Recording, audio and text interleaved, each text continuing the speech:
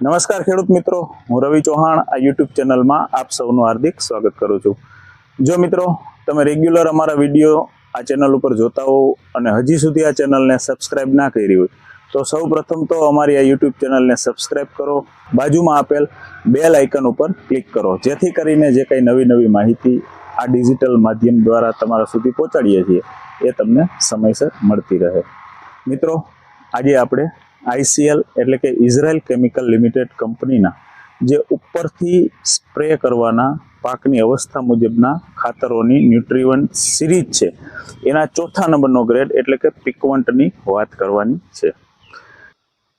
મિત્રો પીકવન્ટ એ ભારે મોટા પ્રમાણની અંદર ફોસ્ફરસ અને પોટાશયુક્ત ગ્રેડ છે, જેની અંદર 04932 એટલે કે નાઇટ્રોજન 0% છે, ફોસ્ફરસ 49% છે, જ્યારે પોટાશ 32% છે।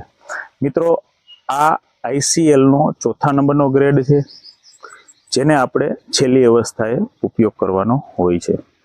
પીકવન્ટ પણ ઇઝરાયલમાં આવેલી બેન ગુરિયન વિશ્વવિદ્યાલયના વૈજ્ઞાનિકો દ્વારા વિકસિત કરેલી 31 ટેકનોલોજી આધારિત ગ્રેડ છે।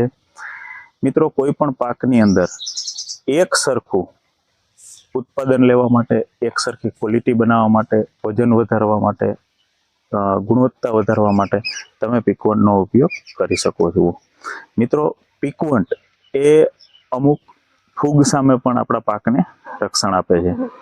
મિત્રો પીકવન્ટને પણ તમે અગાઉના જે કંઈ ગ્રેડ છે એની જેમ 15 લીટર પાણીના પંપની અંદર 100 થી 150 ગ્રામ નાખી અને સ્પ્રે કરી શકો છો।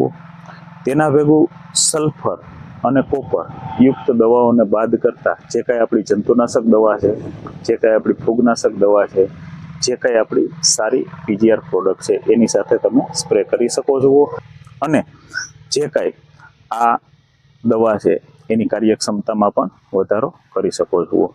મિત્રો પીકવન્ટને પણ તમે બાગાયતી પાકની અંદર 2 થી 3 ગ્રામ પ્રતિ લીટર પ્રમાણ સાથે ઉપયોગ કરી શકો છો અને સારામાં સારું રિઝલ્ટ મેળવી શકો છો। મિત્રો હવે કોઈ પણ ખેડૂત માટે કોઈ પણ પાક હોય, તમારા તલ હોય, મગ હોય, અડદ હોય, લસણ હોય, ડુંગળી હોય, મગફળી હોય, કપાસ હોય, જીરું હોય, ચણા હોય, ધાણા હોય, ઘઉં હોય કે અન્ય કોઈ પણ શાકભાજી પાકો હોય, એની અંદર ઉપરથી જો ખાતર વ્યવસ્થાપન કરવાનું હોય તો એ ખૂબ સરળ બન્યું છે। કારણ કે ICL કંપનીએ જે ન્યુટ્રીવન્ટ સિરીઝ વિકસાવી છે એનો ઉપયોગ કરી અને તમે પણ તમારા કોઈ પણ પાકને સફળ બનાવી શકો છો। મિત્રો આગળ જે કંઈ આપણે વાત કરી એનું ફરી વખત આ વિડીયોની અંદર વાત કરી દઉં છું કે જે 31 ટેકનોલોજી છે એ કઈ રીતે કામ કરે છે। તો કે જે કંઈ તમારું ટીપું ફુવારામાંથી છૂટું પડે છે એ અસંખ્ય ટીપાની અંદર રૂપાંતરિત થઈ જાય છે, જેથી કરી અને પાંદનો જે કાંઈ ભાગ છે એ વધારેમાં વધારે એનો ભાગ કવર થાય છે। એની ઉપર વધારેમાં વધારે સમય સુધી આપણા જે કાંઈ પાણીની અંદર ઓગળેલું જે ખાતરના ટીપા છે વધારેમાં વધારે સમય સુધી ચોંટી રહે છે, એનું બાષ્પીભવન થવા દેતું નથી, તથા જે કાંઈ પાનના છિદ્રો છે એને લાંબા સમયગાળા સુધી ખુલ્લા રાખવાનું કામ કરે છે આ ટેકનોલોજી, જેથી કરી અને વધારેમાં વધારે તત્વો છે એ એની અંદર પ્રસરી શકે છે અને મિત્રો 14 દિવસ સુધી પાનની અંદર આવેલ પાણીમાં તત્વોને ઓગાળીને રાખે છે।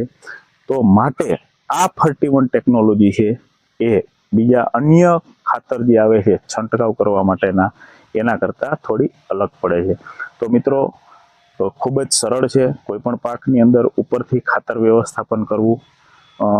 કોઈ પણ પાકની અંદર જ્યારે વૃદ્ધિ અને વિકાસ માટે પહેલા નંબરનો ગ્રેડ એટલે કે સ્ટાર્ટરનો ઉપયોગ કરી શકો છો, ફૂલ અવસ્થાએ બુસ્ટરનો ઉપયોગ કરી શકો છો, ફૂલ અવસ્થા પૂરી થવા આવે અને જે કાંઈ આપણું દોડવો બનતો હોય, ઝીંડવું બનતું હોય, પોપટો બનતો હોય, સિંગ બનતી હોય ત્યારે ફ્રૂટનો ઉપયોગ કરવાનો હોય છે અને છેલ્લે પરિપક્વતા માટે આપણે પીકવન્ટનો ઉપયોગ કરવાનો હોય છે।